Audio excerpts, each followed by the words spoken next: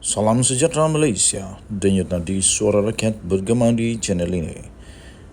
Jangan lupa tekan butang subscribe, like dan share. Malaysia kita punya, cintai Malaysiaku, kita jaga kita.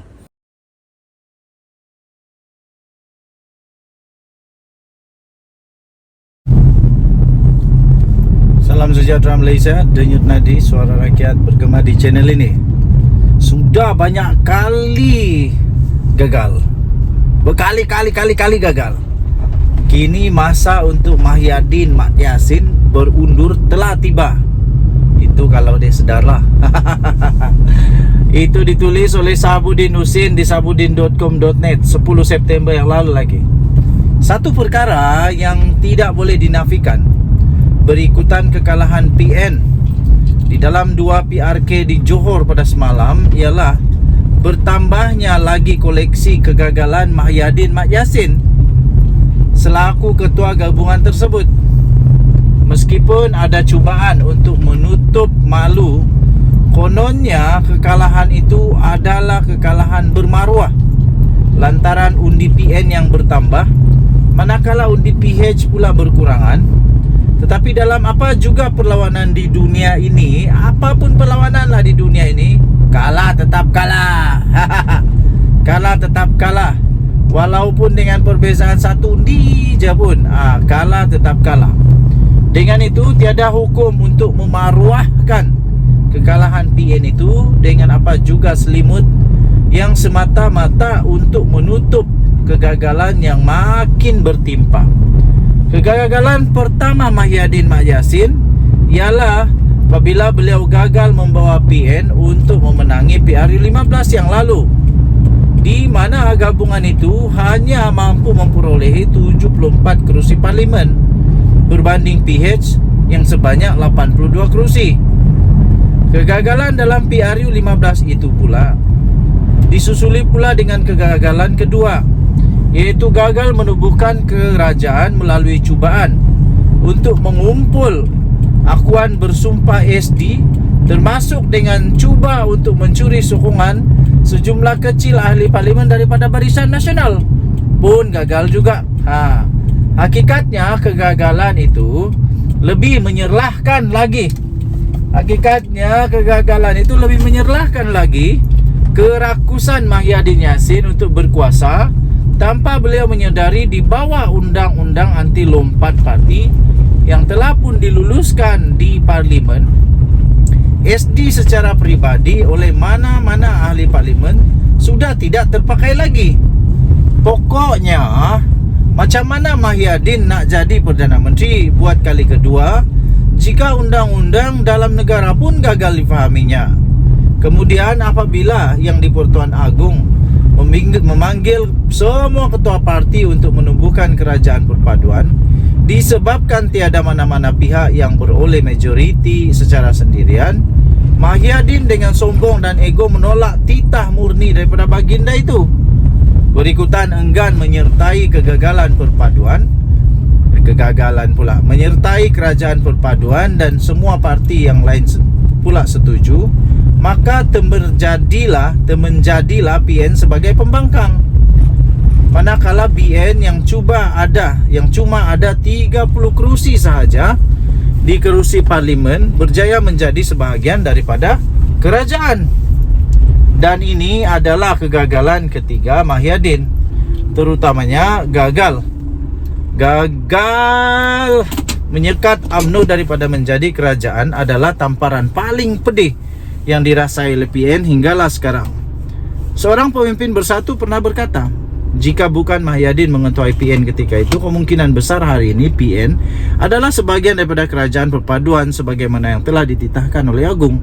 Artinya kegagalan PN menjadi kerajaan selepas PRU 15 yang lalu, sebagian besar penyebabnya, kalaupun tidak semua, terletak pada diri dan keegoan Mahyadin selaku pengurusi PN. Kegagalan keempat Mahyadin adalah apabila beliau bercita-cita besar mau menjadikan PRN di 6 negeri baru-baru ini sebagai referendum untuk menolak Anwar Ibrahim sebagai Perdana Menteri. Apa yang terselah kemudiannya, keputusan PRN itu bukan saja membuatkan PHBN berjaya mempertahankan 3 negeri yang sedia dikuasainya, yaitu Selangor, Pulau Pinang dan Negeri Sembilan. Bahkan undi popular PN kurang daripada 17,000 berbanding yang diperoleh oleh PHBN. Siapa yang kalah referendum akhirnya? Kegagalan kelima Mahyadin adalah kerana gagal menunjukkan teladan yang baik dalam kes menantunya Adlan Berhan yang didapati melarikan diri ke luar negara dan kini telah diletakkan dalam notis merah serta menjadi buruan Interpol. Adlan melarikan diri ke luar negara dipercaya untuk mengelak siasatan SPRM terhadapnya, dan sebagai pemimpin utama blok pembangkang, Mahyadin seharusnya menunjukkan teladan yang baik dengan membantu pihak berkuasa, sama ada meminta menantunya segera pulang atau memberi maklumat di mana keberadaan menantunya itu. Memberi jawapan no comment ketika ditanya sebelum ini bukan petunjuk sikap yang bertanggungjawab beliau sebagai seorang pemimpin. Dalam PRK Parlimen pula yang diadakan serentak dengan PRK Dun Simpang Jeram pula, cita-cita Mahyadin adalah untuk menafikan majoriti 2/3 kerajaan perpaduan yang sekarang mempunyai sokongan sebanyak 148. Memandangkan hasrat itu juga gagal menjadi kenyataan, ia dengan sendirinya menjadi kegagalan ke-6 buat Mahyadin. Gagal menang dalam 2 PRK di Johor selain menunjukkan gabungan itu gagal menafikan majoriti 2/3 kerajaan perpaduan, malah memperlihatkan PN gagal dalam cita-cita untuk merampas negeri itu dalam PRU seterusnya. Maklumat banyak pihak menyebut faktor penyumbang kegagalan PN di Pulai khususnya adalah disebabkan faktor calon yang tidak begitu diterima oleh rakyat setempat, tetapi tetap menjadi pilihan Mahyadin. Sama sebagaimana Cikgu Bat sebelum ini menyalahkan Mahyadin atas kegagalan PN menawan Negeri Sembilan yang banyak disebabkan oleh pemilihan calon-calon tidak berkualiti, keadaan yang sama sebenarnya berulang lagi di Pulai. Mudah kata, semua siri kegagalan PN sejak PRU 15 tidak lain, penyumbang utamanya adalah Mahyadin Mat Yassin selaku nahkoda yang semakin kehilangan wibawanya. Okey, kita jumpa lagi. Bye-bye. Salam sejahtera Malaysia. Denyut nadi suara rakyat bergema di channel ini. Sahabuddin Hussein menulis lagi satu pandangan yang cukup menarik, cukup panas dan pasti membuat ramai orang gelak. Daripada sahabuddin.com.net, Hisham Jalil memang patut dipecat daripada UMNO. Wow, anda setuju? Tulis setuju, saya setuju. Tak setuju? Tulis saya tak setuju. Mari kita baca sama-sama dulu. Tidak pasti sejauh mana benarnya kononnya Hisham Jalil, ahli MT UMNO, bakal dipecat dalam masa terdekat ini. Sejauh ini ia hanya sekadar dakwaan Islam berdasarkan cakap dengarnya semata-mata. Dalam catatan di media sosialnya, Hisham dipetik sebagai berkata, "Saya dengar minggu ini ada beberapa lagi ahli UMNO akan dipecat dalam mesyuarat nanti. Ada ura-ura kata nama saya pun mungkin tersenarai." Berdasarkan catatannya itu, segala kemungkinan beliau dipecat daripada UMNO itu tidak lebih daripada satu andaian sahaja.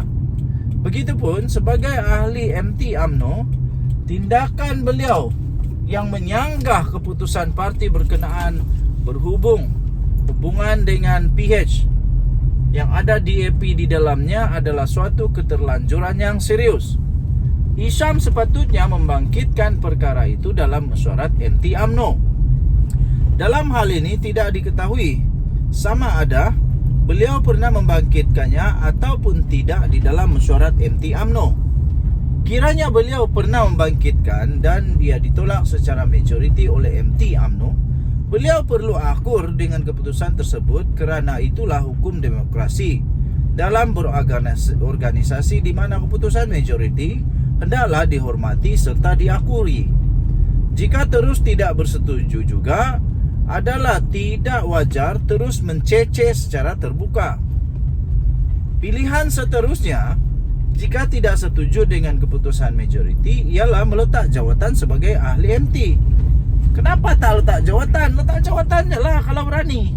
Pun begitu, jika Hisham tidak pernah membangkitkan isu hubungan UMNO dengan PH, khususnya dengan DAP di dalam mesyuarat MT parti, sebaliknya hanya berani bercakap di luar melalui saluran media sosialnya sendiri, Ini bermakna beliau memang secara sengaja mengundang surat pemecatan hadir ke pintu rumahnya. Lagi pula, keputusan UMNO bekerjasama dengan PH telah lama dibuat, iaitu pada November 2022. Sebaik saja berakhirnya PRU 15 yang lalu. Apakah ketika itu Hisham ada membuat bantahan?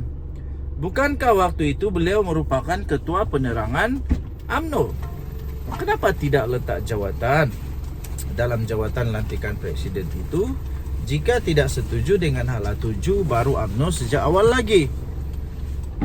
Oleh kerana Hisham turut bertanding menawarkan diri untuk mengisi salah satu kerusi MT dalam pemilihan UMNO kemudiannya, iaitu pada Mac 2023, pemahaman paling mudah ialah beliau dianggap bersetuju dengan hala tuju UMNO ketika itu yang sudah pun menjalin kerjasama dengan PH. Soal pokoknya di sini, kenapa baru sekarang beliau mau bersuara menyanggah? Apakah Hisham ada terkecil hati kerana UMNO tidak memilihnya sebagai calon dalam PRN negeri Selangor baru-baru ini? Dalam berparti atau berorganisasi bukan tidak boleh bersuara, tetapi selagi saluran rasmi untuk beliau berbuat demikian masih terbuka, saluran itulah yang patut digunakan. Tak tahulah, mungkin Hisham sengaja mengetepikan saluran rasmi itu, sebaliknya memilih saluran terbuka agar beliau boleh dipecat oleh UMNO. Tidak mustahil. Tidak mustahil juga tindakannya itu mendedahkan berkenaan cakap dengan pemecatannya itu dengan tujuan agar beliau lebih cepat untuk diambil tindakan, iaitu dipecat. Jika begitu, beliau memang patut dipecat dan Zahid Hamidi tidak harus berfikir dua kali lagi. Lagi disimpan entah apa-apa lagi onarnya selepas ini. Sedangkan UMNO perlu bersatu hati untuk berdepan musuh politik utamanya, bersatu dan pas dalam banyak lagi cabaran perjuangan yang lebih gentir di masa hadapan. Ditulis oleh Sabuddin Husin, 12 September 2023. Kita jumpa lagi, bye-bye.